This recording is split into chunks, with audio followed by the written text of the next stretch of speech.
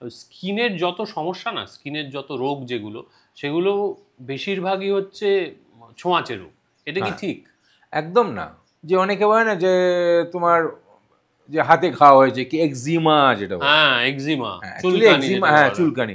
Sir আমি handshake করলেও আমার ছেলের হবে না তো কি, আমার মেয়ে হবে না এটা তো তো কি? বলে এক্সিমা ভীষণ ছোঁয়াচে ইয়া নয়। না, ইটস নট ট্রু। এটা তো তোমার এক্সিমাটা তো হিউজ সাবজেক্ট। মানে বেসিক্যালি আজকাল আমরা বলি ডার্মাটাইটিস।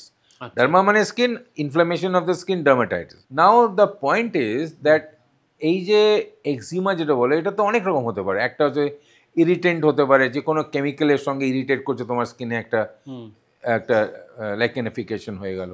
কিংবা তোমার কন্ট্যাক্ট ডার্মাটাইটিস, কোনো কিছুতে তোমার সবসময় কন্ট্যাক্ট লাগছে সেটাতে হতে পারে, কপারে হতে পারে, বেল্টের মেটাল থেকে হতে পারে, সেটা হাজার রকম জিনিস হতে পারে, যেটা ডার্মাটাইটিস। ঠিক আছে, মানে এক্সিমা যেটা বলে।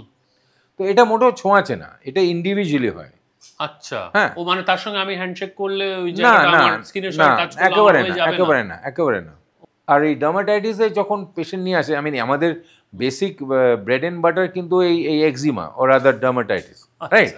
তো ওইটা আই মিন 70% তো এটাই আসে, স্কিনের অ্যালার্জি নিয়ে আসে। হ্যাঁ, তো তখন আমরা ওই টপিক্যাল ক্রিমস দিই, ওরাল মেডিসিনস দিই, অ্যান্টি অ্যালার্জিক দিই।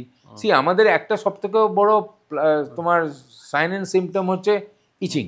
হ্যাঁ হ্যাঁ, প্রচন্ড। তো ইচিংটা না হলে আসতো না তো, ইচিংটা হচ্ছে বলেই তো আসছে, রাইট?